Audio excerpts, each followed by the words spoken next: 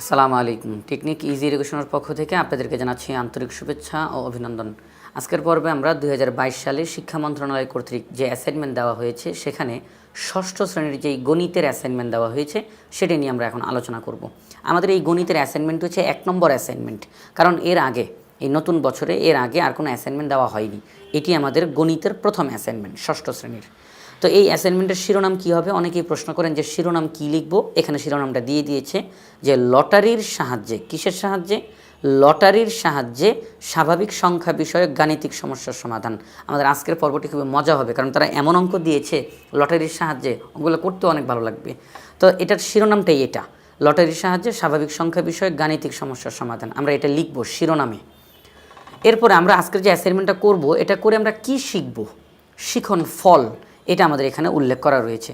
স্বাভাবিক সংখ্যার অঙ্ক উৎপাদন করতে পারবো, দেশীয় আন্তর্জাতিক রীতিতে অঙ্ক উৎপাদন করতে পারবো, মৌলিক সংখ্যা, যৌগিক সংখ্যা, সহমৌলিক সংখ্যা, বিভাজ্যতা, ২, ৩, ৪, ৫, ৯ দ্বারা বিভাজ্যতা যাচাই করতে পারবো, লসাগু গসাগু নির্ণয় করতে পারবো।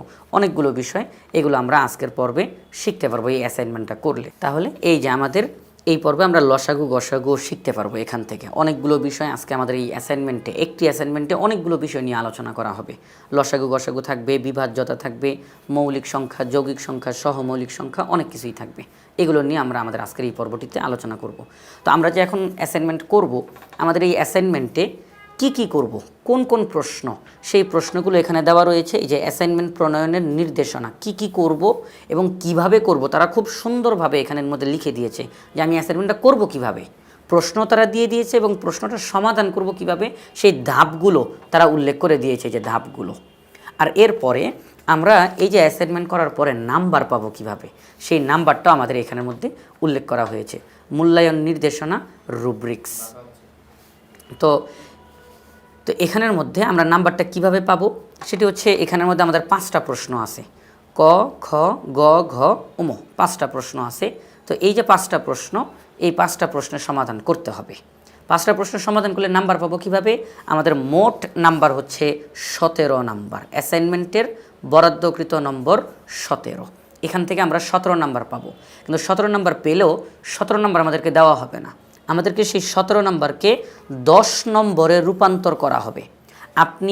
তারা নাম্বার দিবে 17, প্রত্যেকটা প্রশ্নের জন্য যেই নাম্বারগুলো রয়েছে সেই নাম্বারগুলো তারা নির্দিষ্ট করে দিবে। নাম্বারগুলো দেওয়ার পরে পুরো অ্যাসাইনমেন্টের জন্য নাম্বার হচ্ছে 17। ওই 17 নাম্বার যখন আপনি পাবেন, তাকে তারা 10 নম্বরে রূপান্তর করে ফেলবে। কয় নাম্বার? 10 নাম্বার তৈরি করবে। কিভাবে 17কে 10 নম্বরে রূপান্তর করা হবে সেটিও আমরা দেখাবো আপনাদেরকে একটু পরেই। তো আমাদের এই প্রশ্নটাতে প্রথম যেই প্রশ্নটা রয়েছে, আমরা যখন এই প্রশ্নটার সমাধান করব, এখানের যদি আপনি প্রশ্নের মধ্যে বলা হয়েছে যে মৌলিক সংখ্যা এবং যৌগিক সংখ্যা নির্ণয় করো, প্রশ্নটা আমি শুধু নাম্বারটা কীভাবে দিবে সেটা বোঝাচ্ছি, এখনও অঙ্কতে যাই নেই। তো মৌলিক সংখ্যা এবং যৌগিক সংখ্যা নির্ণয় করো, এটা আমাদের ক নাম্বার প্রশ্ন। তো আপনি যদি মৌলিক সংখ্যা বা যৌগিক সংখ্যা এই দুইটার যে কোনো একটা, মৌলিক সংখ্যা অথবা যৌগিক সংখ্যা এই দুইটার যে কোনো একটা যদি আপনি নির্ণয় করেন, আরেকটা নির্ণয় করেন নাই, শুধু একটা নির্ণয় করছেন, তাহলে আপনি পাবেন 1 নম্বর। আপনি যদি মৌলিক সংখ্যা যৌগিক সংখ্যা দুইটাই নির্ণয় করেন, আপনি পাবেন 2 নম্বর। আর আপনি যদি এগুলো যদি খাতার মধ্যে সঠিকভাবে লিখতে পারেন, কোনো ভুল টুল করেন নাই, সঠিকভাবে লিখতে পারেন, তাহলে আপনি পাবেন 3 নম্বর। এটা হচ্ছে নাম্বার 1, 2, 3, 4। আপনি কোন কাজটা করলে 1 নম্বর পাবেন, কোন কাজটা করলে 2 নম্বর, কোন কাজ করলে 3 নম্বর এবং কোন কাজ করলে 4 নম্বর পাওয়ার মতো আপনার লেখাটা হয়ে যাবে, সেটা এখানে তারা উল্লেখ করে দিয়েছে। তাহলে এখান থেকে আমরা বুঝতে পারবো যে আমি কি 4 নম্বর পাবো এই অঙ্কটা করে, নাকি আমি 3 নম্বর পাবো, নাকি 2 নম্বর পাবো, এখান থেকে আমরা বুঝতে পারবো। তারপরে এই যে গ নাম্বারটার ক্ষেত্রে বলি, গ নাম্বারটার ক্ষেত্রে আমরা যখন অঙ্কটা করব, আপনি যদি 6 অঙ্কের ক্ষুদ্রতম সংখ্যা বা বৃহত্তম সংখ্যা গঠন করেন, যে কোনো একটা 6 অঙ্কের ক্ষুদ্রতম অথবা 6 অঙ্কের বৃহত্তম, এই দুইটার যে কোনো একটা যদি আপনি নির্ণয় করেন, আপনি পাবেন 1 নম্বর। আপনি যদি 6 অঙ্কের ক্ষুদ্রতম বৃহত্তম দুইটাই নির্ণয় করেন, ক্ষুদ্রতম নির্ণয় করছেন, বৃহত্তম নির্ণয় করছেন, আপনি পাবেন 2 নম্বর। আপনি যদি এই যে আপনি নির্ণয় করলেন ক্ষুদ্রতম বৃহত্তম, তাদেরকে যদি দেশীয় পদ্ধতিতে অথবা আন্তর্জাতিক পদ্ধতিতে, 2 পদ্ধতির যে কোনো এক পদ্ধতিতে, দেশীয় পদ্ধতিতে অথবা আন্তর্জাতিক পদ্ধতিতে, এই দুইটার যে কোনো একটি পদ্ধতিতে যদি আপনি প্রকাশ করতে পারেন, আপনি পাবেন 3 নম্বর। আর আপনি যদি এদেরকে এই দেশীয় আন্তর্জাতিক দুইভাবেই, কাউকে বাদ দেন নাই, দেশীয় আন্তর্জাতিক দুইভাবেই যদি আপনি প্রকাশ করতে পারেন তাহলে আপনি পাবেন 4 নম্বর। একদম সব কিছু তারা বিস্তারিত দিয়ে দিয়েছে, আপনি নিজেই বুঝতে পারবেন যে আপনি নাম্বার কত পাওয়ার মতো লিখতে পারছেন। এটা তাহলে এটা হচ্ছে আমাদের নাম্বার দেওয়ার সিস্টেম, তারা নিজেরাই সব কিছু দিয়ে দিয়েছে যে 1 2 3 4 আপনি কোনটা কিভাবে লিখলে কত নাম্বার পাবেন। এভাবে করে আমরা এই যে 5টা প্রশ্ন টোটাল 17 নাম্বার কিভাবে সেটা এখন দেখাই। সেটি হচ্ছে ক নাম্বার প্রশ্ন যদি আপনি একদম পুরোপুরি সঠিকভাবে সমাধান করেন আপনি পাবেন 3 নম্বর, কারণ এখানে 4 নম্বরের ঘর ফাঁকা, মানে এখানে আপনি 4 নম্বর পাবেনই না, সর্বোচ্চ 3 নম্বর পাবেন। খ নাম্বারে সর্বোচ্চ 2 নম্বর, গতে 4 নম্বর, ঘতে 4 নম্বর এবং উম নম্বরে 4 নম্বর। তাহলে টোটাল কত হয় দেখি তো, 3 আর 2 5, 5 আর 4 9, 9 4 13, 13 আর 4 17, আপনি মোট 17 নম্বর পাবেন। এই যে আপনি 17 নম্বর পাবেন তাকে 10 নম্বরে রূপান্তর করা হবে। এখন সেটা বুঝাই কিভাবে করে 17 নম্বরকে 10 নম্বরে রূপান্তর করা হবে। সেটি হচ্ছে আমরা এখন এখানের মধ্যে দেখাবো যে এই যে ক্যালকুলেটর নিলাম, এখানে আপনি মনে করেন যে এই যে 17 নম্বর আছে, এই 17 নম্বরের মধ্যে আপনি 17 নম্বরই পেলেন, এটাকে আপনি কিভাবে করে 10 নম্বর বানাবেন। খেয়াল করেন, যত নাম্বার আপনি পাবেন সেটি উঠানোর পরে তাকে ভাগ করবেন কত দ্বারা, 17 দ্বারা, মোট নাম্বারটা দ্বারা। আপনার প্রাপ্ত নম্বর ভাগ মোট নম্বর ভাগ করবেন, তাহলে আপনার একটা ফলাফল আসবে। আসলো একটা ফলাফল, যেই ফলাফল আসবে তাকে আপনি গুণ করবেন 10 দিয়ে। 10 দিয়ে কেন 10 দিয়ে গুণ করবেন, কারণ আপনি এটাকে 10 নম্বরে নিয়ে যেতে চাচ্ছেন। তাহলে 10 নম্বরে গুণ দিলে কত হয়, আপনি 10, 17 তো 17 পেলেন, মানে আপনি 10 নাম্বার পেলেন। আপনি যখন 17তে 17ই পাবেন আপনি আসলে 10 নাম্বার পেলেন, এটা আপনার খাতার মধ্যে আসবে 10 নাম্বার। আচ্ছা, এখন মনে করেন যে আপনি নাম্বার পেলেন 12 নাম্বার। কত নাম্বার, 12 নাম্বার। তাহলে আপনি করবেন কি, 12 ভাগ 17, কত আসলো, একটা ফলাফল আসলো, তাকে আপনি গুণ করবেন 10 দিয়ে। তাহলে যেই ফলাফলটা আসবে, কত আসছে আমি নিজে দেখি। তাহলে 12কে যখন আমরা 17 দিয়ে ভাগ করব, তাহলে এখানের মধ্যে একটা ফলাফল আসলো, তাকে আমরা গুণ করব 10 দিয়ে, সেটার একটা ফলাফল আসবে। এই যে আমি এই বাটনটাতে টিপ দিই নেই বলে ফলাফলটা আসে নাই। তাহলে এখন ফলাফল কত দেখা যাচ্ছে, আশা করি সবাই দেখতে পাচ্ছেন, 7.05, অর্থাৎ আপনি 10-এ 7 পেলেন। আপনি 17তে 12 পেলেন, তার মানে 10-এ 7 পেলেন। আপনি 17 নম্বরের মধ্যে আপনি 8.5 নম্বর পেলেন, মনে করেন, বা 8 নম্বর পেলেন, 8 নম্বর, আপনি 8 নম্বর পেলেন কততে, 17তে। তাহলে 8 ভাগ 17, আপনি পেয়েছেন 8 নম্বর, কতর মধ্যে, 17-এর মধ্যে ভাগ করবেন, একটা ফলাফল আসবে। যেটা আসলো তাকে আপনি গুণ করবেন 10 দিয়ে, সমান চিহ্ন দিলে এই যে আমাদের ফলাফল আসে 4.70, আপনি 5-এর মতো নাম্বার পাবেন। 4.70 5 নাম্বার দিবে। এইভাবে করে আমাদের নাম্বারগুলো আসবে, আপনি যত পাবেন তাকে 10 নম্বরে রূপান্তর করা হবে। তাহলে এখানের মধ্যে এখন আমরা আমাদের চলে আসি প্রশ্নের মধ্যে, কিভাবে করে আমরা নাম্বার, এই যে প্রশ্নগুলোর সমাধান করব। এখানে আমাদের সবার প্রথমে বলা আছে, ছোট ছোট টুকরো কাগজে 10 থেকে 30 পর্যন্ত স্বাভাবিক সংখ্যা লিখে ভাঁজ করে একটি কৌটায় রাখো। অতঃপর দৈবভাবে বলতে যে ব্র্যাকেটে লিখে দিয়েছে লটারি, একটি করে তুলে নিয়ে নিচের ধাপগুলো অনুসরণ করো। প্রথম ধাপ, মৌলিক সংখ্যা ও যৌগিক সংখ্যা আলাদা করে অঙ্কিত তালিকা অনুযায়ী খাতায় লিখো। এই যে তার একটা বক্সের মতো দিয়ে দিল, মৌলিক সংখ্যা, যৌগিক সংখ্যা, এখানে ফাঁকা আছে, এখানে আমাদেরকে সংখ্যাগুলো বসাতে হবে খাতার মধ্যে। কি করতে হবে, সবার প্রথমে ছোট ছোট কাগজের মধ্যে, যে আমরা যখন ওই যে চোর পুলিশ খেলি, তাই না, সেখানের মধ্যে কাগজের মধ্যে যেমন নাম্বার লিখি, এখানেও তারা বলল 10 থেকে 30 পর্যন্ত প্রত্যেকটা সংখ্যা, 10 থেকে শুরু হবে একেবারে 30 পর্যন্ত। তো 10 থেকে 30 পর্যন্ত যতগুলো সংখ্যা আছে তাদেরকে ছোট ছোট কাগজে লিখে ভাঁজ করে একটা কৌটার মধ্যে রাখতে হবে। তারপর সেখান থেকে আমরা লটারির মতো একটা করে টুকরা উঠাবো, দেখব তার মধ্যে কত নাম্বার লেখা আছে, সেটি কি মৌলিক নাকি যৌগিক, সেটি আমরা নির্ণয় করে আমাদের খাতার মধ্যে লিখব। তো সেই কাজটা আমরা এখানে করে ফেলেছি ইতিমধ্যে। এই যে আমাদের এই কৌটার মধ্যে আমরা এগুলো লিখেছি, 10 থেকে 30 পর্যন্ত প্রত্যেকটা কাগজে লিখে, এই কৌটার প্রত্যেকটা কাগজের মধ্যে আমরা লিখে ফেলেছি। এই যে এখানের মধ্যে প্রত্যেকটা কাগজের মধ্যে এগুলো লেখা আছে, নাম্বারগুলো প্রত্যেকটা কাগজের মধ্যে এগুলো লেখা আছে। 10 থেকে শুরু করেছি, 30 পর্যন্ত লিখেছি। লিখে এখন এগুলোকে আমরা কৌটার ভিতরে রেখে দিব। আজকের ক্লাসটা খুবই মজা হবে। আপনারা যখন এগুলো বাসায় করবেন, আপনারা নিজে নিজে করবেন, এটা এরকম করার পরে নিজে নিজে উঠাবেন, দেখবেন কত হয়। তাহলে আজকের এটাকে এখান থেকে অনেক কিছু আপনারা শিখতে পারবেন। তো এই যে আমরা কৌটার মধ্যে রাখলাম, এখান থেকে সবগুলো সংখ্যা রাখা আছে। আমরা করব কি, সবার প্রথমে এখান থেকে এখন একটা সংখ্যা একটা কাগজ উঠাবো। আমরা এখান থেকে যে কোনো একটা কাগজ আমরা এখান থেকে উঠাবো। এই যে কাগজ একটা উঠালাম, উঠানোর পর এখন দেখি এখানের মধ্যে কত লেখা আছে। তো এই কাগজটার মধ্যে আমরা দেখতেছি যে লেখা রয়েছে 29। কত লেখা রয়েছে? 29। তো এই যে 29 লেখা আছে, এই সংখ্যাটা মৌলিক নাকি যৌগিক কোনটা, সেই ঘরের মধ্যে আমাদেরকে লিখতে হবে। এই মৌলিক নাকি যৌগিক সংখ্যা সেটা আমরা এখানের মধ্যে এখন লিখব। তাহলে আমরা এখানের মধ্যে ইতিমধ্যে লিখেছি যে এটা আমাদের ক নাম্বার প্রশ্নের সমাধান হবে। এই যে এখানে ক নির্দেশক মৌলিক সংখ্যা এবং যৌগিক সংখ্যা নির্ণয় করো। তাহলে আমরা এখন ক নাম্বার প্রশ্নের সমাধান করতেছি। ক নং প্রশ্নের উত্তর কি লেখা আছে এখানে? মৌলিক সংখ্যা ও যৌগিক সংখ্যা আলাদা করে নিম্নের তালিকায় লেখা হলো। মৌলিক সংখ্যা, যৌগিক সংখ্যা। তো আমরা যে এইমাত্র যে কাগজটা উঠালাম সেখানে কত আছে? 29। এটা মৌলিক সংখ্যা নাকি যৌগিক সংখ্যা? তো মৌলিক সংখ্যা যৌগিক সংখ্যা বুঝবো কিভাবে?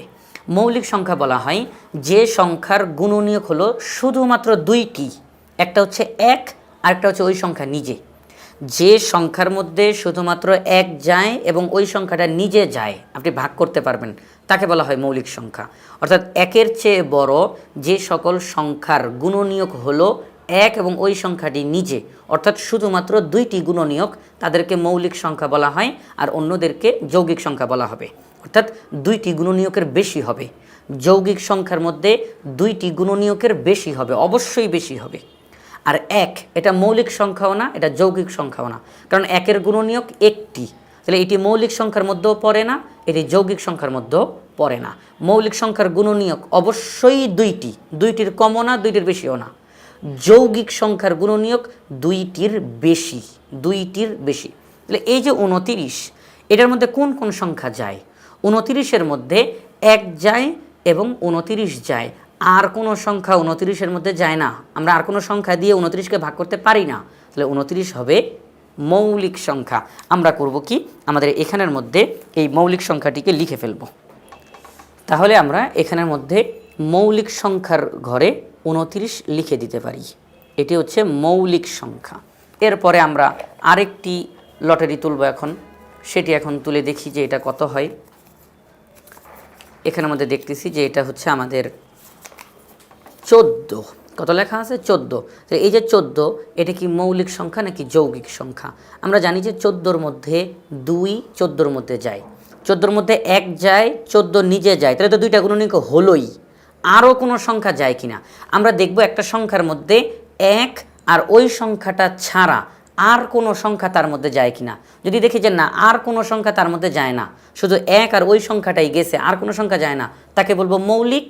আর যদি 1 আর ওই সংখ্যাটা ছাড়াও আরও কেউ, পুরা চেক করতে হবে না, আমি শুধু দেখবো আর কেউ যায় কিনা, গেলেই বলবো সে যৌগিক, আর চেক করা লাগবে না।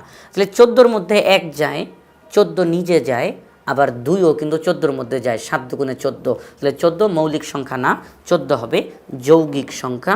আমরা যৌগিক সংখ্যার ঘরে 14 লিখব। এরপরে আমরা আরেকটি কাগজ উঠাবো। এভাবে করে আমাদেরকে করতেই থাকতে হবে। পুরো যতগুলো সংখ্যা আছে 10 থেকে 30 পর্যন্ত প্রত্যেকটা সংখ্যাকে এখানের মধ্যে লিখতে হবে। এরপরে কত আছে? 23। এই সংখ্যাটি মৌলিক নাকি যৌগিক? 23-এর মধ্যে 1 যায়, 23 যায়, আর কোনো সংখ্যা যায় না, তাহলে 23 হচ্ছে মৌলিক সংখ্যা। আমরা মৌলিক সংখ্যার ঘরে 23 লিখব। এবং এভাবে করেই এই যে আপনি এখানে একটা জিনিস আছে, সেটা হচ্ছে এই যে মৌলিক সংখ্যা, যৌগিক সংখ্যা। এখন আমরা যদি এইভাবে করি, লটারি না করে যদি করি যে সবার প্রথমে 10 তো মৌলিক সংখ্যা না, যৌগিক সংখ্যা, 10কে যৌগিকের ঘরে লিখে দিলাম। 11 মৌলিক সংখ্যা, মৌলিকের ঘরে লিখে দিলাম। 12 যৌগিক সংখ্যা, যৌগিকের ঘরে লিখে দিলাম। এগুলো একটা সিরিয়াল হয়ে যায়। এতে কিন্তু প্রমাণিত হয় যে আপনি লটারি করেন নাই, আপনি লটারি করেন নাই। কিন্তু তারা স্পষ্ট বলে দিয়েছে যে লটারি করতে হবে, আপনাকে এখান থেকে কৌটা থেকে একটার পর একটা বের করতে হবে। আপনি যেটা বের করবেন সেটা মৌলিক নাকি যৌগিক সেটা লিখতে হবে। দেখেন তখন আপনি যখন লটারি করবেন সংখ্যা কিন্তু ওলটপালট সংখ্যা বের হবে। একবার বের হয়েছে 29, এরপরে চলে গেলাম 14-তে, আবার বের হলো 23, ওলটপালট বের হবে। ঠিক আছে, তাহলে আমরা এভাবে করে করব। তাহলে এখন বের হয়েছে 23, এটি মৌলিক সংখ্যা। আমরা এখানে আমাদের লিখেছি মৌলিক সংখ্যার ঘরে 23। এরপরে পরবর্তী আমরা একটা টোকেন উঠাবো, দেখি এখানের মধ্যে কত আছে। তো এখানের মধ্যে লেখা আছে 12। তাহলে এই 12 এটা কি মৌলিক নাকি যৌগিক? 12-র মধ্যে 1 যায়, 12 নিজে যায়, আবার 2ও কিন্তু 12-র মধ্যে যায়, 6 দুগুণে 12, তাহলে এটা হচ্ছে যৌগিক সংখ্যা। আমরা এটিকে যৌগিক সংখ্যার ঘরে লিখে দিব, তাহলে হয়ে গেল। আর আরেকটা হচ্ছে টেকনিক, সেটি হচ্ছে মৌলিক সংখ্যার মধ্যে জোড় সংখ্যা আছে শুধু একটাই, সেটা হচ্ছে 2। একমাত্র জোড় মৌলিক সংখ্যা হচ্ছে 2, এছাড়া আর কোনো জোড় সংখ্যা মৌলিক হতে পারে না। 2 ব্যতীত আর কোনো যৌগিক এই জোড় সংখ্যা মৌলিক সংখ্যা হতে পারে না। তাহলে আমরা এখান থেকে যখন উঠাবো, সেখানে যদি কোনো ধরনের জোড় সংখ্যা পাই, তাহলে আমরা সরাসরি তাকে যৌগিকের ঘরে লিখে দিব, তাকে আর মৌলিকের ঘরে লিখব না, কারণ এখানে কিন্তু 2 নাই। কারণ এখানে কিন্তু সংখ্যাগুলো আসেই 10 থেকে শুরু 30 পর্যন্ত, তার মানে 2 নাই। তাহলে আমরা বুঝতে পারলাম এখানে কোনো এই জোড় সংখ্যা মৌলিক হতে পারবে না, সবগুলো যৌগিক হবে। জোড় উঠলেই যৌগিকের ঘরে লিখে দিব, ঠিক আছে? আর বাকি যেগুলো বিজোড়, তাদের মধ্যে আমরা একটু চেক করব, এটা কি মৌলিক নাকি এটা যৌগিক, এটা মৌলিক নাকি এটা যৌগিক। এইভাবে করে আমরা এখানের মধ্যে সংখ্যাগুলো লিখতে থাকবো। তো আমি এখানের মধ্যে সবগুলো সংখ্যা এখন উঠালাম না, তাহলে আমাদের ভিডিওটা অনেক বড় হবে। কিন্তু আপনি বাসার মধ্যে এইভাবে করে লটারি তৈরি করে একটার পর একটা সংখ্যা উঠিয়ে উঠিয়ে এখানের মধ্যে লিখবেন। আমরা এখন এখানের মধ্যে লিখে ফেলবো বাকি সবগুলো, কিন্তু আপনারা বাসার মধ্যে এভাবে করি, একটা উঠাবেন সেটি মৌলিক নাকি যৌগিক লিখবেন, একটা উঠাবেন মৌলিক নাকি যৌগিক লিখবেন। এভাবে করে আমাদেরকে এই পুরো তালিকাটা পূরণ করতে হবে। 30 পর্যন্ত আছে এখানে সংখ্যাগুলো, একটা পর একটা উঠাতে উঠাতে এই কোটাটা খালি হয়ে যাবে, আপনার অঙ্কটাও এটা শেষ হয়ে যাবে। তাহলে আমরা এখন বাকি মৌলিক সংখ্যা যৌগিক সংখ্যাগুলো এখানের মধ্যে আমরা লিখে ফেলবো এখন। তাহলে এখন আমরা খ নাম্বার প্রশ্নের সমাধান করব। আমাদের খ নাম্বার প্রশ্নে বলা হয়েছে পরস্পর সহমৌলিক সংখ্যা নির্ণয় করো। এখন সহমৌলিক সংখ্যা কাকে বলে আগে সেটা জানি। সহমৌলিক সংখ্যা বলা হয় যে 2 বা ততোধিক সংখ্যার সাধারণ গুণনীয়ক যদি শুধুমাত্র 1 হয়, তখন ওই সংখ্যাগুলোকে পরস্পর সহমৌলিক সংখ্যা বলা হয়। তাহলে আমি আবার একটু ভালো করে বুঝাই। সেটা হচ্ছে, আমি ধরেন 2টা সংখ্যা 3টা সংখ্যা যতটা সংখ্যা ইচ্ছা আমি নিলাম, নেওয়ার পর আমি তাদের গুণনীয়কগুলো বের করব। গুণনীয়ক তাদের মধ্যে কোন কোন সংখ্যা যায় বের করব। বের করার পরে আমি মিলাবো, গুণনীয়কগুলোকে মিলাবো, সাধারণ গুণনীয়ক বের করব, মিলাবো। তো আমি দেখব যে সাধারণ গুণনীয়ক অর্থাৎ যে মিলাবো, যে আমি ওখানে যদি শুধুমাত্র 1 মিলে, শুধু 1 মিলবে, এছাড়া যদি অন্য কোনো সংখ্যা মিলে যায়, তাহলে আমি তাদেরকে আর সহমৌলিক বলবো না। আর যদি দেখি যে না শুধু 1 মিলছে, এছাড়া আর কোনো সংখ্যা মিলে নাই, সাধারণ গুণনীয়ক শুধুমাত্র 1, তখন আমি তাদেরকে সহমৌলিক সংখ্যা বলবো। যে সংখ্যাগুলো লিখব তাদের গুণনীয়কগুলো বের করব। গুণনীয়কগুলো যখন মিলাবো, গুণনীয়কগুলোর মধ্যে সাধারণ গুণনীয়ক যদি শুধুমাত্র 1 হয়, যদি শুধুমাত্র 1 মিলে, তাহলে আমি তাদেরকে বলবো সহমৌলিক। আর যদি দেখি যে 1 তো মিলছেই, সঙ্গে আরও অন্য কোনো সংখ্যাও মিলে গেছে, তখন আমি তাদেরকে আর সহমৌলিক বলবো না। তাহলে এখন প্রশ্নটা কি দেখি। প্রশ্নটা বলা হয়েছে, এবার তুলে নেওয়া সবগুলো কাগজের টুকরো, ওই যে ক নাম্বার প্রশ্ন করার সময় তো আমরা আমাদের কৌটো থেকে সবগুলো কাগজ বের করে ফেলছিলাম, তো তারা বললো যে এই সবগুলো কাগজের টুকরো পুনরায় কৌটোয় রাখো। এই যে সবগুলো কাগজ আমরা আবার এই কৌটার ভিতরে রেখেছি, কৌটার ভিতরে রাখলাম। এবার তারা ব্র্যাকেটে লিখে দিয়েছে বিশেষ দ্রষ্টব্য, এখন থেকে তুলে নেওয়া কাগজের টুকরোটি পুনরায় কৌটায় রাখা যাবে না। আমরা এই মুহূর্ত থেকে এই কৌটা থেকে যে কাগজ বের করব তাকে আমরা আর এই কৌটার ভিতরে রাখব না। প্রথমে ক নাম্বার প্রশ্নতে আমরা সবগুলো কাগজ বের করেছিলাম, এরপরে এই সবগুলো কাগজ পুনরায় এই কৌটার ভিতরে রাখলাম। এখন তারা বলে দিয়েছে এখন থেকে তুলে নেওয়া কাগজের টুকরোটি পুনরায় কৌটায় রাখা যাবে না। আপনি এখন থেকে যতগুলো প্রশ্ন আছে, যে নিচের দিকে যত প্রশ্ন আছে, এগুলোর যখন আমরা সমাধান করব, এই কৌটা থেকে যখন কাগজ বের করব, ওই কাগজ আমরা আর এই কৌটার ভিতরে রাখবো না। যেটা বের করছি সেটা বের করছি, ওটা বাদ, আর ওটা বের করব না, নতুন করে কাগজ বের করব। এটা আমাদেরকে তারা বলে দিল। আমরা সবগুলো কাগজ এখানে রেখে দিয়েছি। এবার তারা কি বলল, লটারির মাধ্যমে 1 জোড়া কাগজের টুকরো তুলে প্রাপ্ত সংখ্যা 2টি অঙ্কিত তালিকা অনুযায়ী খাতায় লিখে সহমৌলিক কিনা যাচাই করো। আমাদেরকে বলছে এই কৌটাটা থেকে 1 জোড়া কাগজ বের করো। 1 জোড়া মানে কি দুইটা কাগজ বের করতে বলছে। তো ওই 2টা কাগজ বের করে ওই 2টা কাগজের মধ্যে যে সংখ্যাগুলো লেখা থাকবে, ওই 2টা সংখ্যা সহমৌলিক কিনা সেটা আমাদেরকে এখন নির্ণয় করতে হবে। তাহলে এখন আমরা সবার প্রথমে এখান থেকে আগের 2টা কাগজ বের করি, আমাদের ইচ্ছা মতো যে কোনো একটা কাগজ বের করলাম, আরেকটা কাগজ বের করলাম। তাহলে এই যে 2টা কাগজ আমরা দেখব যে আমাদের এই 2 কাগজে কত বের হয়েছে। প্রথমে কত বের হলো দেখি, আগে কাগজটা খুলি। প্রথমে বের হলো 21। তাহলে আমরা এই 21-এর কথাটা আমাদের এই প্রশ্নের কাগজের মধ্যে লিখে ফেলবো। প্রথম সংখ্যা 21, প্রথম সংখ্যা 21 এটা লিখলাম। তারপরে এবার দ্বিতীয় কাগজটা খুলব, দ্বিতীয় কাগজটা খুলে দেখি কত, এখানে কত বের হয়েছে। এখানে বের হয়েছে 13। তাহলে এই যে 13 বের হয়েছে, আমরা লিখব দ্বিতীয় সংখ্যা 13। বাস, এই তো, এই যে 2টা সংখ্যা আমরা বের করলাম, এই 2টা কাগজ আমরা আর এই কৌটার মধ্যে রাখবো না, এরা বাদ, এদের কাজ শেষ, এদেরকে আমরা আর এই কৌটার মধ্যে রাখবো না। তো এই যে এখন আমরা 2টা সংখ্যা লিখলাম, এবার আমি বাকি অঙ্কটা করব। এই 2টি সংখ্যা সহমৌলিক কিনা সেটা আমরা এই পুরোটার মধ্যে যাচাই করব। তাহলে আমরা খ নাম্বার প্রশ্নটাতে আপনারা সবাই দেখেছেন যে আমরা 2টা সংখ্যা প্রথমে বের করেছি লটারির মাধ্যমে। প্রথম সংখ্যাটা 21, কারণ প্রথমে 21 বের হয়েছে, পরবর্তীতে 13 বের হয়েছে। এখন এই 2টি সংখ্যা সহমৌলিক সংখ্যা কিনা সেটা আমরা এখন নির্ণয় করব। আমরা যে এই ঘরটা ফাঁকা রেখেছি, কারণ এটা আমরা সর্বশেষে লিখব। সেটা হচ্ছে আমরা সবার প্রথমে 21-এর গুণনীয়কগুলো বের করব, এরপর 13 এর গুণনীয়কগুলো বের করব।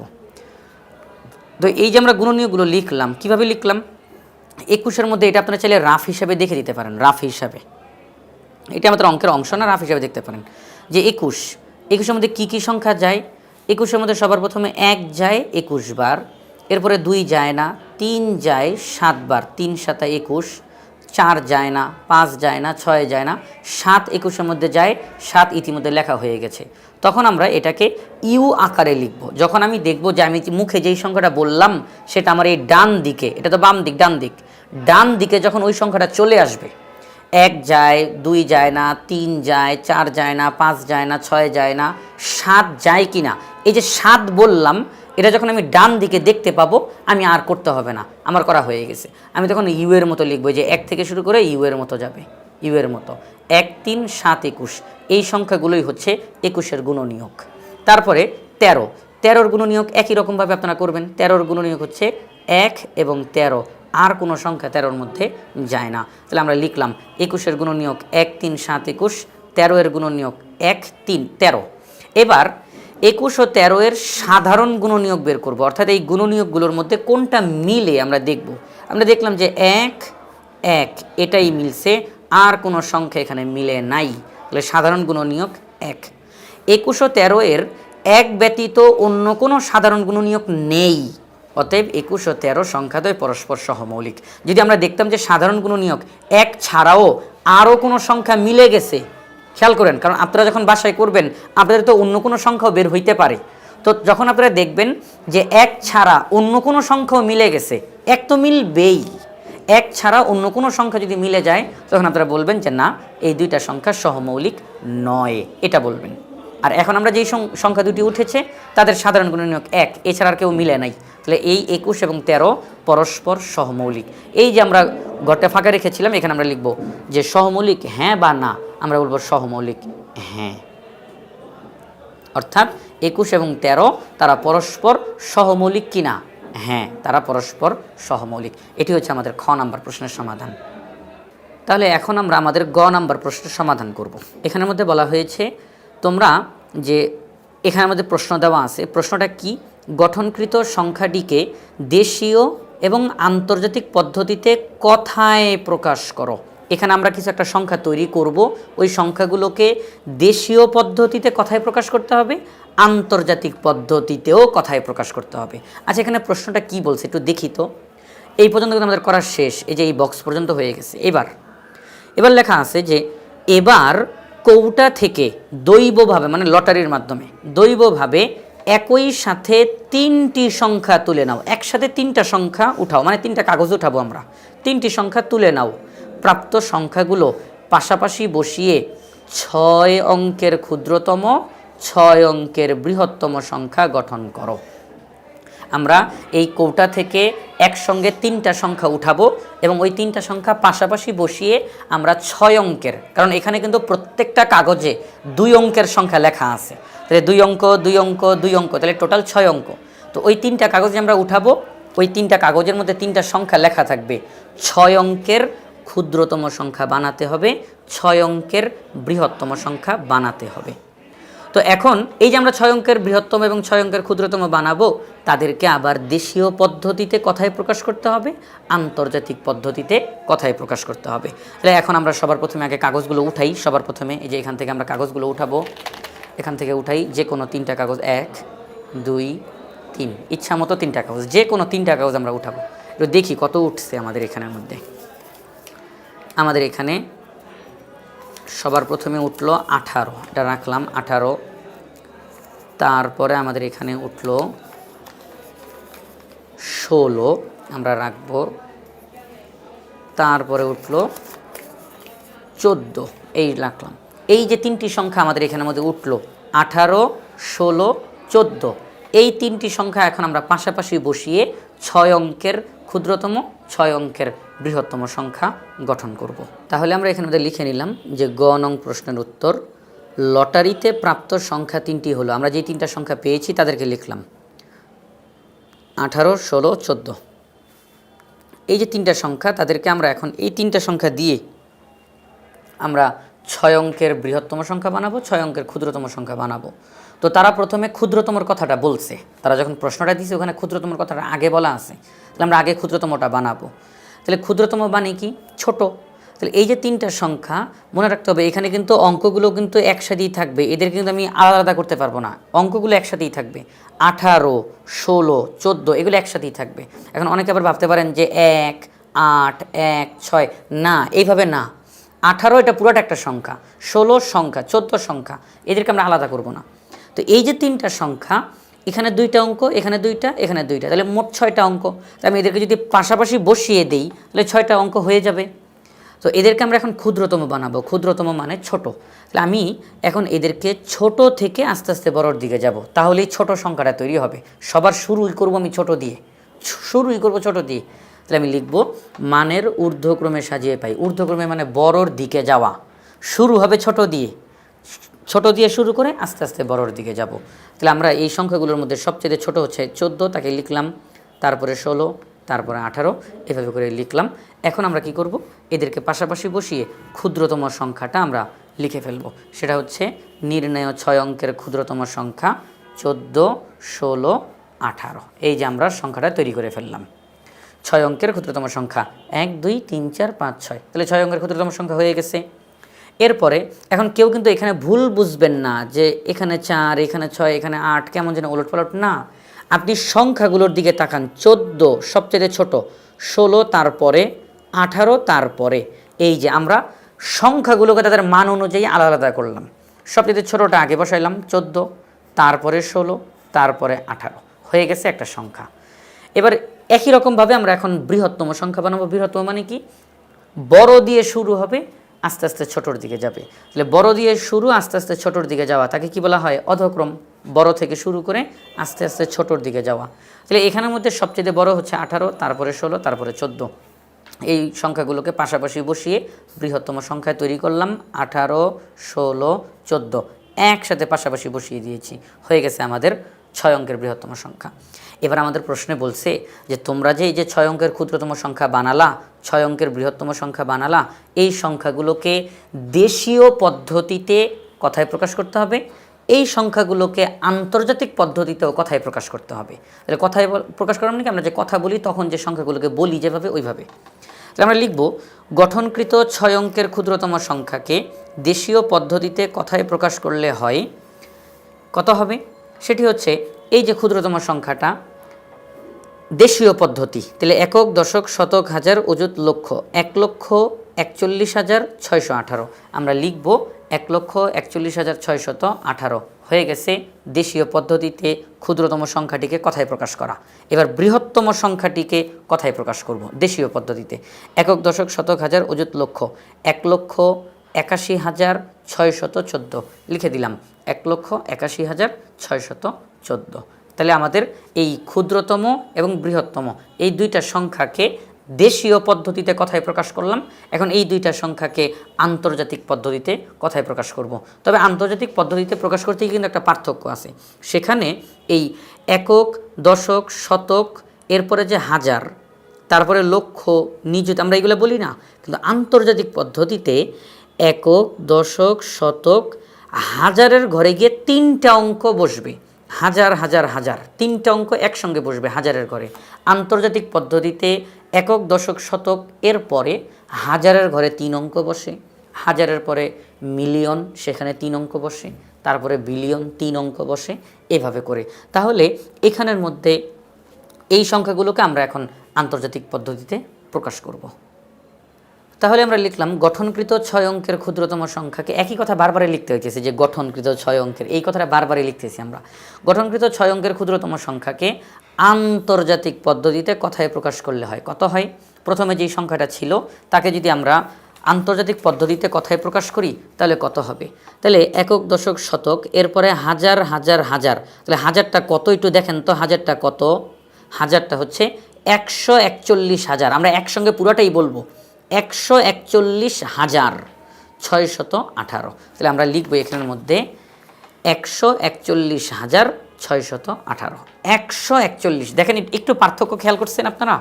আমরা যখন এই ক্ষুদ্রতম সংখ্যাটাকে দেশীয় পদ্ধতিতে প্রকাশ করেছি তখন আমরা লিখেছিলাম 1,41,000, 1,41,618। এখন কিন্তু লক্ষ কথাটা নাই, কারণ এখানের মধ্যে হাজারের ঘরেই 3 অঙ্ক ঢুকে গেছে, 141,618।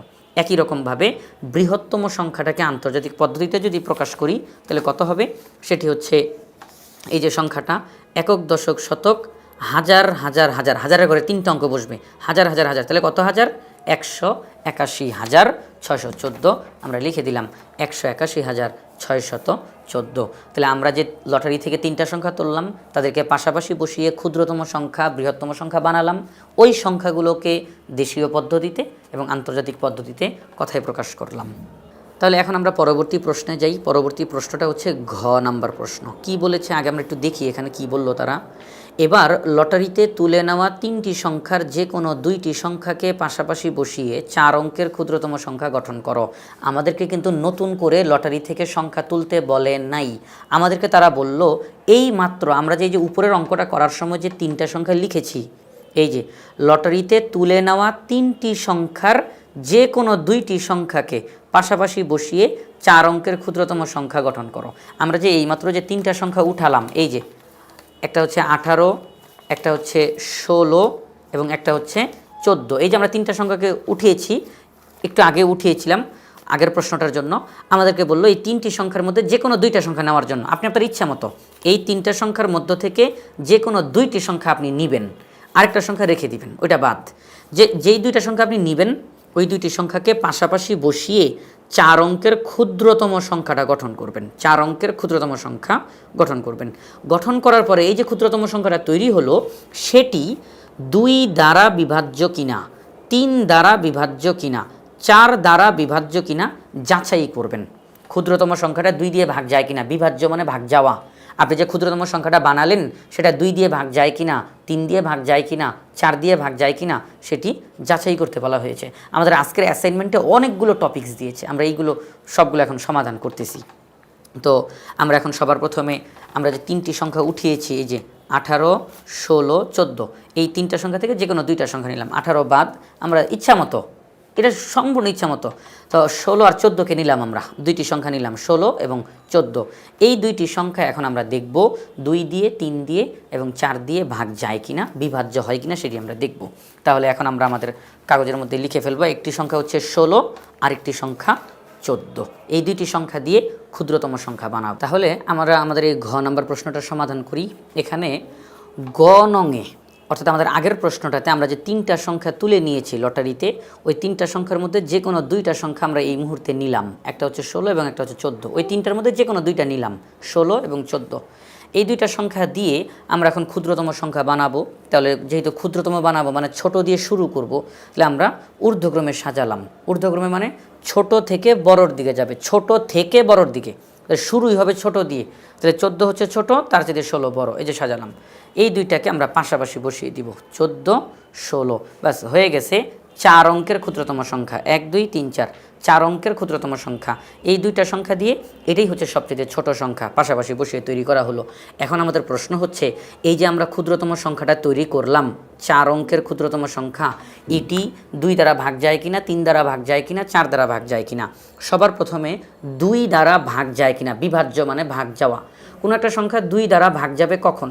যখন কোনো একটা সংখ্যার একক স্থানে, এই যে একক, একক, দশক, শতক, হাজার, একক স্থানের অঙ্কটা যদি 0 অথবা কোনো জোড় সংখ্যা হয়, কোনো যত বড় সংখ্যা দিক না কেন, আমরা তার এককের ঘরে তাকাবো।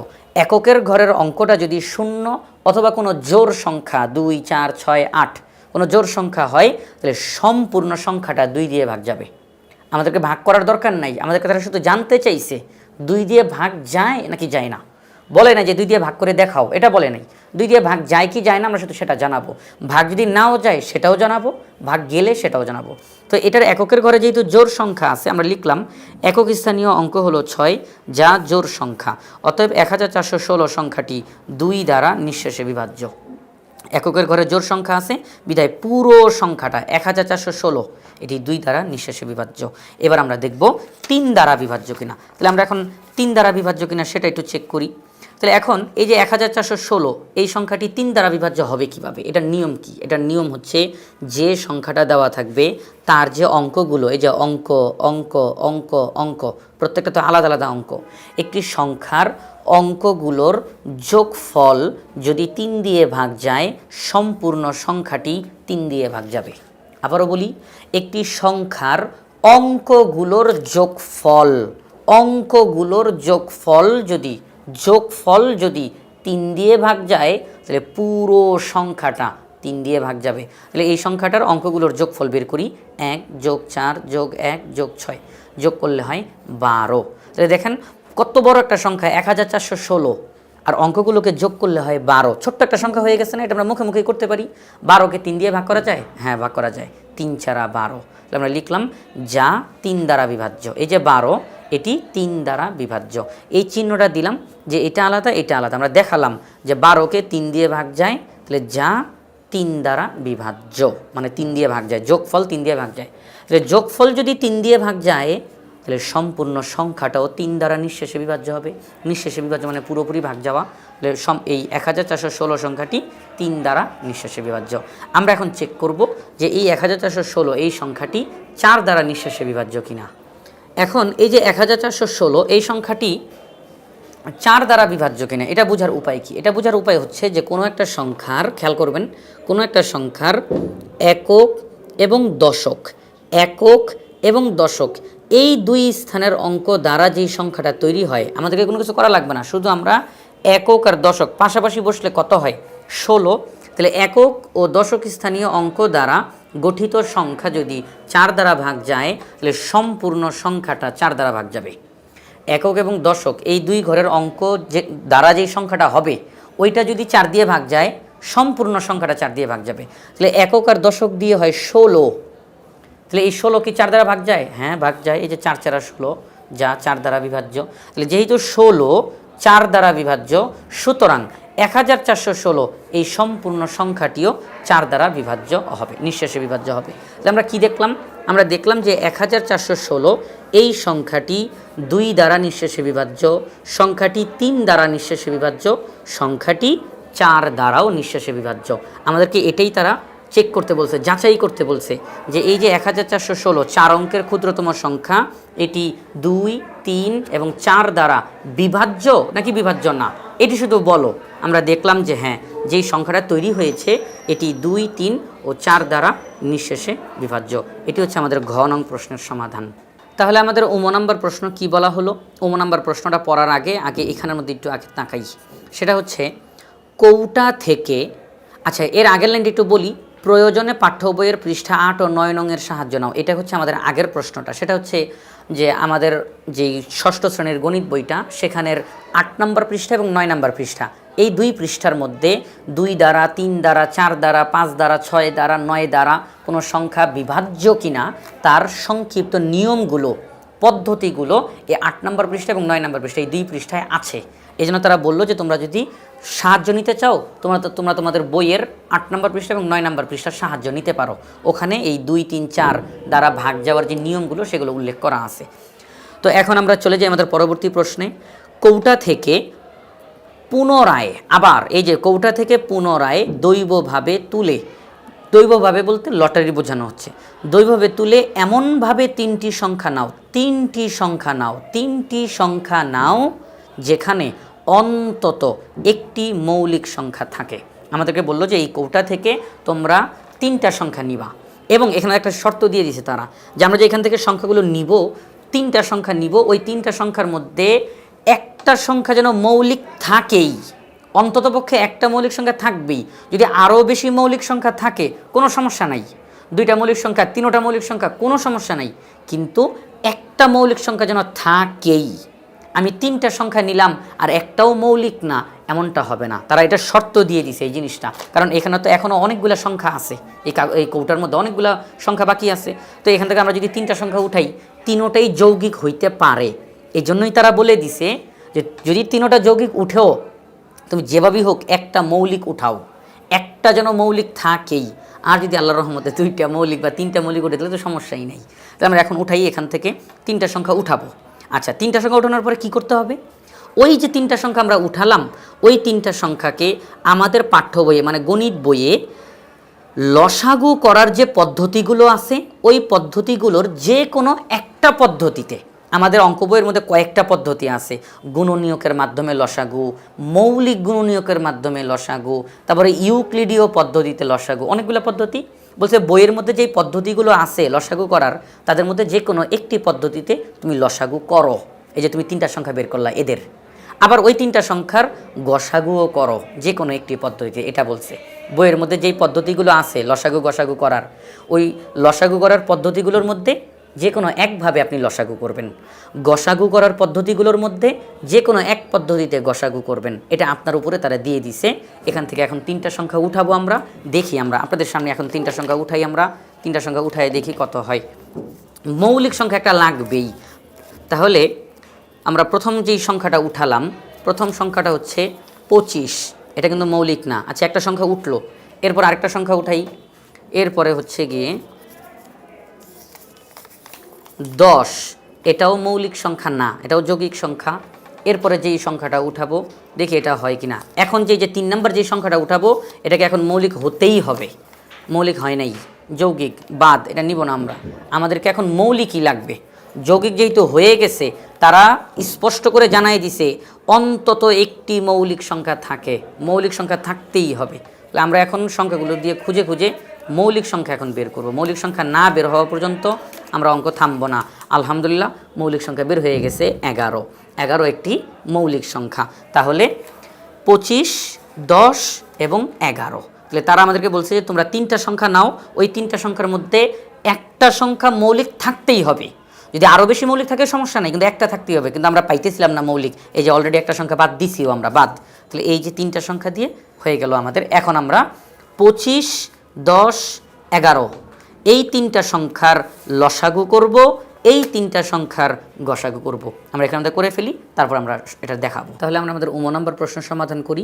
এখানে কৌটা থেকে দৈবভাবে প্রাপ্ত 3টি সংখ্যা হলো, আমরা আমাদের কৌটা থেকে যে 3টা সংখ্যা নিয়েছি ওই 3টা সংখ্যা হলো 25, 10, 11। এখন এই 3টি সংখ্যার আমাদেরকে লসাগু নির্ণয় করতে হবে, 3টি সংখ্যার গসাগু নির্ণয় করতে হবে। সবার প্রথমে লসাগু করি। আমাদের বইয়ে লসাগু করার কয়েকটা পদ্ধতি আছে। একটি পদ্ধতি হচ্ছে গুণনীয়কের মাধ্যমে, গুণিতকের মাধ্যমে, যে আমরা 25, 10, 11 এই সংখ্যাগুলোর গুণিতক বের করব। তারপরে 25, 10, 11 এই 3টি সংখ্যার মৌলিক গুণনীয়কের মাধ্যমে করা যায়। কয়েকটা পদ্ধতি, আমরা যে লসাগু করব কয়েকটা পদ্ধতি। একটা পদ্ধতি হচ্ছে এই সংখ্যাগুলোর গুণিতক বের করব, গুণিতক বের করার পরে সেখান থেকে লসাগু বের করা যায়। আরেকটা পদ্ধতি হচ্ছে এই সংখ্যাগুলোকে মৌলিক গুণনীয়কের মাধ্যমে করা যাবে। আরেকটা পদ্ধতি হচ্ছে ইউক্লিডীয় পদ্ধতিতে করা যাবে। তো আমরা ইউক্লিডীয় পদ্ধতিটাই বাছাই করলাম, কারণ এই পদ্ধতিতে সময়ও কম লাগে, তাড়াতাড়িও করা যায়, ভুল হওয়ার সম্ভাবনাও কম থাকে। এই জন্য আমরা এটা নিলাম এই ইউক্লিডীয় পদ্ধতিতে। তো ইউক্লিডীয় পদ্ধতিতে কিভাবে করে? ইউক্লিডীয় পদ্ধতিতে সংখ্যাগুলো লিখে এরকমভাবে দাগ দিতে হয়, প্রথমে আমরা সংখ্যাগুলো লিখলাম 25, 10, 11। এবার এই যে এদিকে যে আমরা সংখ্যাগুলো বসাবো, কাদেরকে বসাবো? মৌলিক সংখ্যাকে বসাবো। আমরা এমন মৌলিক সংখ্যা নিব যেটা এই যে সংখ্যাগুলো লিখলাম এই সংখ্যাগুলোর কমপক্ষে দুইটা সংখ্যার মধ্যে যাবে, কমপক্ষে দুইটা সংখ্যার মধ্যে যাইতেই হবে, একটা সংখ্যার মধ্যে না, কমপক্ষে দুইটা সংখ্যার মধ্যে যেতে হবে। আমরা এমন মৌলিক সংখ্যা নিব যেটি কমপক্ষে দুইটি সংখ্যার মধ্যে যায়, অথবা তার চেয়ে বেশিও যেতে পারে, বেশি গেলে সমস্যা নাই, কিন্তু কমপক্ষে দুইটা সংখ্যার মধ্যে যেতেই হবে, এর কম যাওয়া যাবে না। একটা সংখ্যার মধ্যে গেল না, আমরা তাকে নিব না। তো এখন সবার প্রথমে যদি আমরা 2-এর কথা চিন্তা করি, 2 একটা মৌলিক সংখ্যা, 2 10-এর মধ্যে যায়, বাকি কারোর মধ্যে যায় না, হবে না, একটার মধ্যে গেলে হবে না। এরপরে 3 একটা মৌলিক সংখ্যা, 3 এখানে কারোর মধ্যেই যায় না, বাদ। এরপরে 4 এটা তো মৌলিকই না। এরপরে 5 মৌলিক, এখন 5 25-এর মধ্যেও যায়, 5 10-এর মধ্যেও যায়, দুইটার মধ্যে তো গেছে, বাস আমরা তাহলে 5কে নিয়ে নিব। 5 25-এর মধ্যে যায় 5 বার, 5 10-এর মধ্যে যায় 2 বার। আমরা ভাগ করলাম, 5 দিয়ে 25-কে ভাগ করলে 5 হয়, 5 দিয়ে 10-কে ভাগ করলে 2 হয়। 5 11-র মধ্যে যায় না, তাকে আমরা সসম্মানে নিচে লিখে দিব 11। এখন আমাদের জন্য আবার নতুন অঙ্ক 5 2 11। এই একই রকমভাবে আমরা আবার চেষ্টা করব এমন কোনো মৌলিক সংখ্যা আছে কি না যেটা কমপক্ষে দুইটা সংখ্যার মধ্যে যায়। আমরা দেখলাম 2 2-এর মধ্যে যায়, কারোর মধ্যে যায় না, 3 কারোর মধ্যে যায় না, 5 শুধু 5-এর মধ্যে যায়, আর কারোর মধ্যে যায় না, 7 কারোর মধ্যে যায় না, 11 11-র মধ্যে যায়, আর কারোর মধ্যে যায় না। তাহলে আমরা দেখতেছি এমন কোনো মৌলিক সংখ্যা নাই যেটা কমপক্ষে দুইটা সংখ্যার মধ্যে যাবে। তাহলে আমাদের অঙ্কটা এখানেই আমরা বন্ধ করে দিব। এখন আমরা কি লিখব? নির্ণয় লসাগু।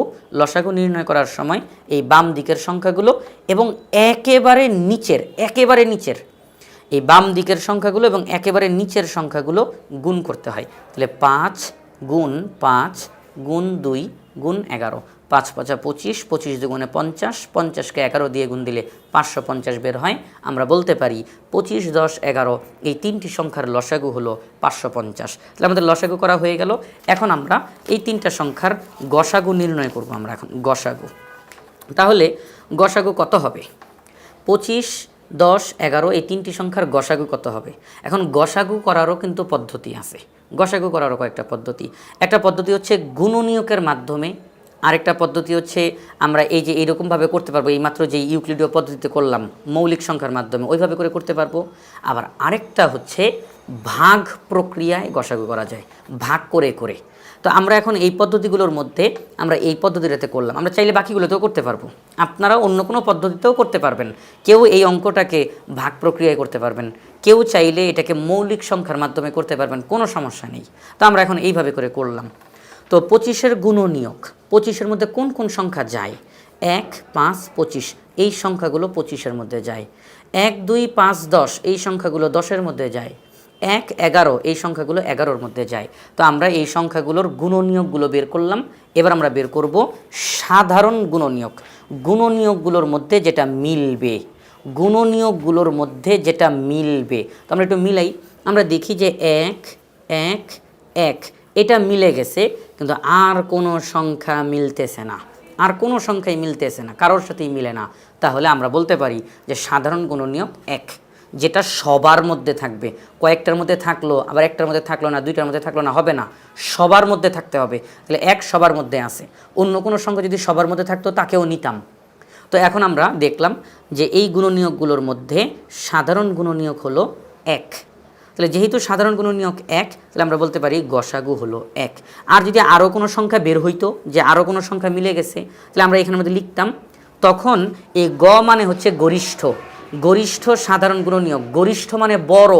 তাহলে সাধারণ গুণনীয়কগুলোর মধ্যে যেটা বড় তাকেই আমরা লিখব। তো মনে করেন যে 1-এর পাশে এখানে 3 আছে, এখানে 5 আছে, সাধারণ গুণ, আমি এমনি বোঝানোর জন্য বলতেছি, 1 3 5 এরকম আছে। তো এদের মধ্যে সবচেয়ে বড় যেটা, আমি এখানে সাধারণ গুণনীয়ক যাদেরকে লিখব তাদের মধ্যে সবচেয়ে বড় যেটা, সেটাই হবে গসাগু। কারণ গ মানে গরিষ্ঠ অর্থাৎ বড়, সাধারণ গুণনীয়কগুলোর মধ্যে বড়। এই লসাগু পূর্ণরূপ হচ্ছে লঘিষ্ঠ সাধারণ গুণিতক, আর গসাগুর পূর্ণরূপ হচ্ছে গরিষ্ঠ সাধারণ গুণনীয়ক। তাহলে সাধারণ গুণনীয়কগুলোর মধ্যে যেটা বড়, তাহলে এখানে তো সাধারণ গুণনীয়ক আছেই একটা, এখানে আর ছোট বড় কি, এটাই ফলাফল। কিন্তু যদি আরও সংখ্যা থাকতো তখন বড়টা যেটা তাকেই আমরা বলতাম গসাগু। তাহলে 25 10 11 এর গসাগু হলো 1। তাহলে আমরা কি বলতে পারি, এই পুরো নাম্বার অঙ্কটার ফলাফল 25, 10 ও 11 এর লসাগু হলো 550 এবং গসাগু হলো 1। এটি হচ্ছে আমাদের এই নম্বর প্রশ্নের সমাধান। তাহলে আমরা যে আজকে এই যে অ্যাসাইনমেন্টের প্রশ্নগুলোর সমাধান করলাম, এখান থেকে আপনারা ধারণা নিয়ে এই যে লটারির মাধ্যমে এখন অনেকগুলো কাগজ এখানের মধ্যে রয়ে গেছে, তো আপনারাও এরকম বাসার মধ্যে লটারি করে নিজে নিজে অঙ্কগুলো করার চেষ্টা করবেন। এখান থেকে শুধু ধারণাটা নিলেন যে আমরা কীভাবে করলাম, তো আপনিও বাসার মধ্যে এরকম লটারি থেকে আপনার হয়তো সংখ্যাগুলো অন্য সংখ্যা বেরোবে, পরিবর্তন সংখ্যা, তো করবেন।